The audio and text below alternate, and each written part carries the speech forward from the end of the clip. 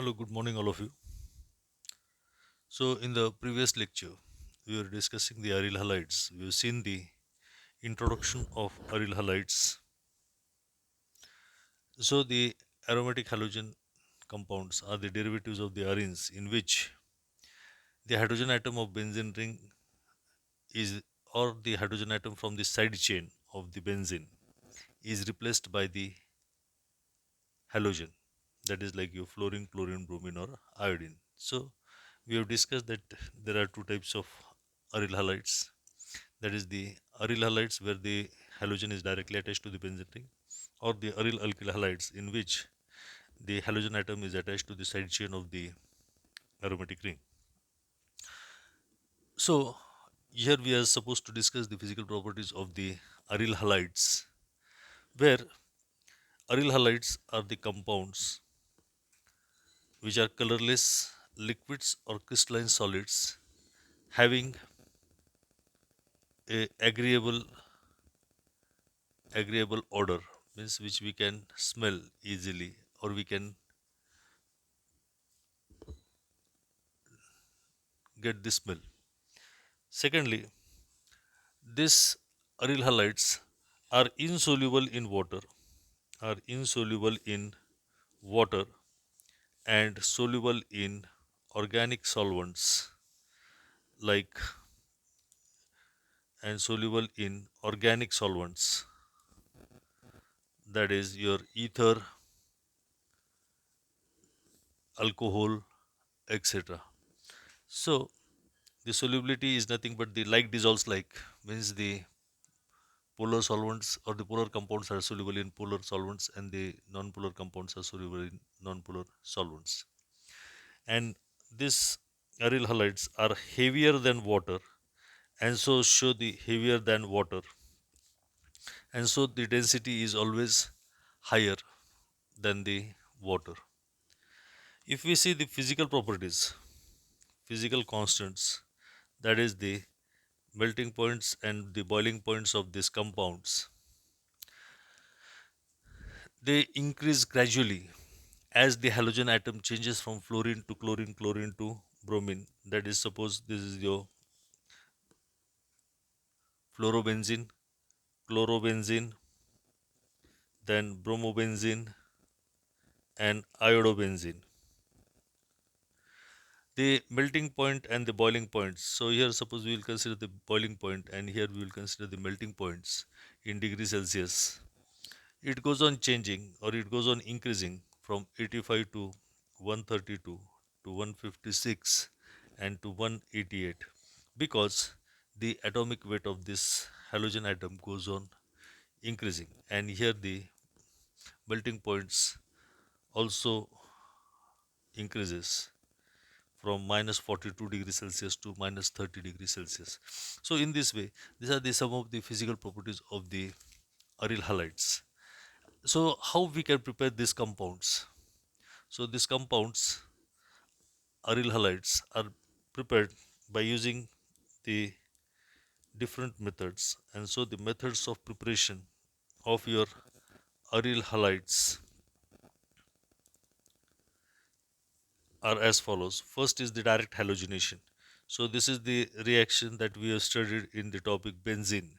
That is the arenes, or the aryl chlorides and aryl bromides, can be prepared from the arenes like benzene on reaction of benzene with chlorine or bromine in presence of the Lewis acid, that is your ferric chloride, aluminum chloride, and the product obtained in this reaction will be your chlorobenzene. So the chlorobenzene or the bromobenzene can be prepared by using this simple method, where the hydrogen atom of the benzene ring is being replaced by the halogen atom in presence of the Lewis acid, and so here you will get these products easily. So this is the normal reaction or the regular reaction that we have studied, and so here in this way we get the halobenzenes and bromobenzenes. So if we want to prepare iodobenzenes, so the for preparation of the aryl iodides, this reaction is to be carried out in presence of the reagents like means by treating iodine with this mercury perchlorate or the nitric acid or mercuric oxide, and the product obtained here is your iodobenzene. And so here you need some addition of a different reagent rather than the Lewis acid. And so why this reagent is needed? Because the hydrogen iodide, or here as we get hydrogen chloride or hydrogen bromide, this hydrogen iodide which will be formed in the reaction is to be reduced. So so this hydrogen iodide is to be removed from the reaction, and so that by adding these reagents, it does not reduce this aryl iodides back to the starting compound, and so it is necessary in this reaction to use the different reagents. So from phenols, if you want to prepare the aryl halides from phenols, now here when we want to prepare aryl halides from phenols, here it is treated with phosphorus pentachloride. Phosphorus pentachloride. Here phosphorus trichlorides or phosphorus trihalides or your hydrogen halides means here you can PX3, phosphorus trihalides, hydrogen halide or the thionyl chloride are not used. And so here we can just use only phosphorus pentachloride to give the chlorobenzene. So here we get the formation of chlorobenzene plus hydrochloric acid plus phosphorus oxychloride. And so in this way, this is the preparation method of the halobenzene or the chlorobenzenes from the phenols. Here the chlorobenzene is obtained as a very means a weak product, or a product is very poor, means we don't get maximum yield, because the main product of this reaction, it's your, suppose the three phenol molecules are allowed to react with phosphorus trichloride, sorry, phosphorus oxychloride, means it, if it reacts, so it gives you triphenyl phosphate, that is the another compound is obtained as a byproduct, and so the yield is less, yield of the reaction is less, yield is poor, or we say it's less, yield of this reaction is less as compared to the other reactions. Then the next reactions for the methods for the preparation is your Sandmeyer's reaction. Now this is also one of the common reaction that we have studied in 12th standard also. Here the decomposition of the diazonium salt, decomposition of diazonium salt, which is obtained in the reaction, Sandmeyer's reaction, is to be decomposed. So the diazonium salt formation is the main part of this reaction, where the aromatic amine like your aniline is treated with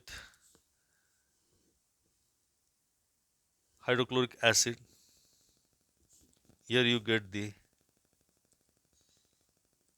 salt of aniline, and this salt of aniline is allowed to react with nitrous acid, and so this preparation of nitrous acid is done whenever it is required by using a mixture of sodium nitrite, that is NaNO2 plus HCl, and this reaction is carried out at a very low temperatures below 10 degrees Celsius, and maximum it's maintained at 0 degrees Celsius, and here you get the formation of the intermediate, that is the diazonium salt, and this diazonium salt,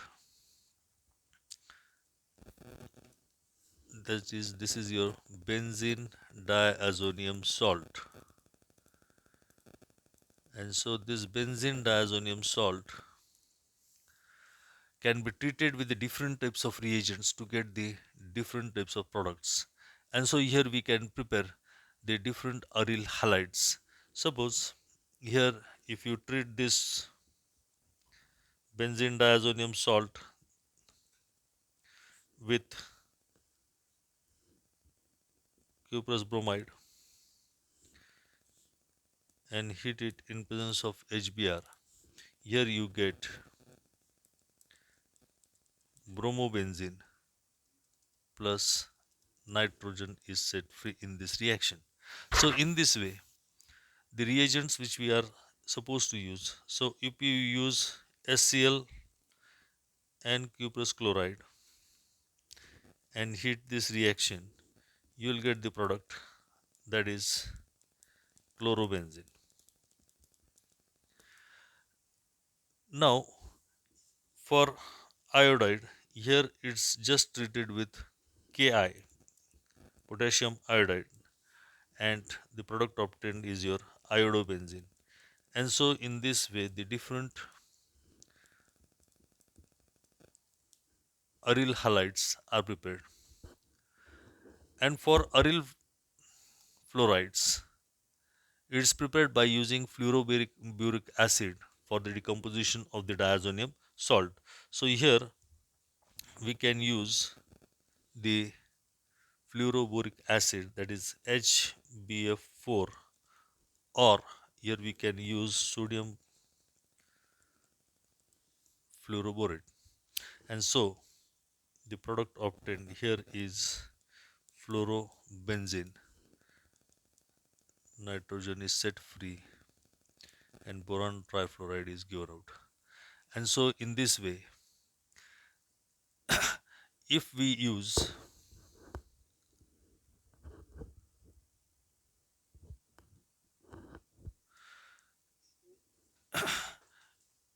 if instead of this cuprous halides, if we use HCl, if we use HCl means, suppose here this diazonium salt, that is N2 plus Cl minus, here instead of using cuprous chloride, that is CuCl, if you use just copper and plus HCl, you get the product chlorobenzene and the nitrogen is set free. But this reaction, where instead of cuprous chloride, if you use copper metal, if you use copper metal, this reaction is called as your Sandmeyer's Sandmeyer Gattermann reaction. Sandmeyer Gattermann reaction. So, what is Sandmeyer Gattermann's reaction? If the note is asked, you can say that the amines are treated with, means you are supposed to explain the reaction that the amines on treating with hydrochloric acid gives you the formation of salt, and this salt on treatment with nitrous acid, which is prepared by the mixture of sodium nitrate plus HCl at 0 degrees Celsius, gives you benzene diazonium salt. And when benzene diazonium salt is decomposed by using copper metal in presence of hydrochloric acid or hydrogen bromide, you can get the different products, that is the chlorobenzene or bromobenzene. So this reaction is called as your Sandmeyer Gattermann reaction. So in this way you can prepare the aryl halides.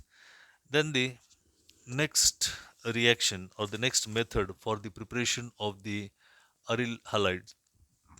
So here it's the Hans Decker Hans Decker reaction.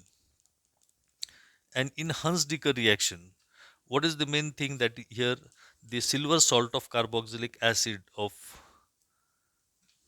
the aromatic compound, the silver salt of carboxylic acid, this is treated with, suppose, bromine, and the reaction is carried out in a non-polar solvents like carbon tetrachloride. So Hans-Dicker reaction is that the silver salts of carboxylic acid are heated or treated with your bromine in presence of carbon tetrachloride. It undergoes, it readily undergoes decarboxylation, that is minus CO2, and gives you the formation of the bromobenzene as a product. And so this reaction or this method of preparation is called as your Hans-Dicker reaction. And so in the different methods for the preparation of this aryl halides are given after the some name reactions, that is Hans-Dicker's, Sandmer's, Gattermann's reaction or Sandmeyer's reaction. They are the different methods. And the last process, that is the Rasching process. This is the industrial process for the preparation of aryl halides. And so here the benzene, on treating with hydrogen chloride gas, here it's in the gaseous form, and the atmospheric oxygen, that is air, is taken, and in presence of cupric chloride it's heated, and the product obtained is your chlorobenzene, and this is carried out on the industrial scale. And so this is the industrial preparation method. So here we can just keep this process in our mind, that it's the industrial preparation method. On a large scale, whenever we need halogens, aryl halides, this is the method which is being used.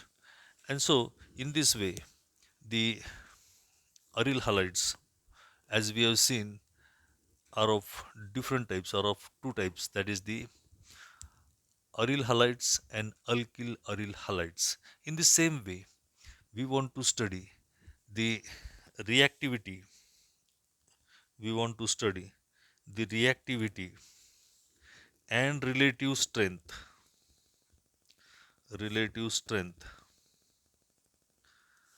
of carbon halogen bond in alkyl halides and aryl halides. But here these alkyl and aryl halides are considered in different groups, that is the alkyl, allyl, benzyl, vinyl, vinyl, and aryl halides. So what is this difference? What is the reactivity of these different molecules? What is the relative strength of the carbon halogen bonds in these molecules? And what is the main factor that distinguishes between the alkyl halides and alkyl aryl halides? So these are there some different types of alkyl and alkyl aryl halides that we want to see, and so we will see one by one. So this all the five different types of bonds in the alkyl aryl halides are classified into two groups, are classified into two groups. That is the A, compounds containing halogen, compounds with halogen attached to sp3 hybrid carbon. And the second type is the compounds with halogen attached to sp2 hybrid carbon. Means the basic difference that we want to keep in our mind for the distinguishing feature of the alkyl halides is that when the halogen atom in these compounds is attached, whether it is attached to a sp3 hybridized carbon atom or whether it is attached to a sp2 hybridized carbon atom. And so in the next lecture we'll discuss in details that how we can write these compounds, how they are classified, and then what is the reactivity of these different haloarenes. Okay, thank you very much.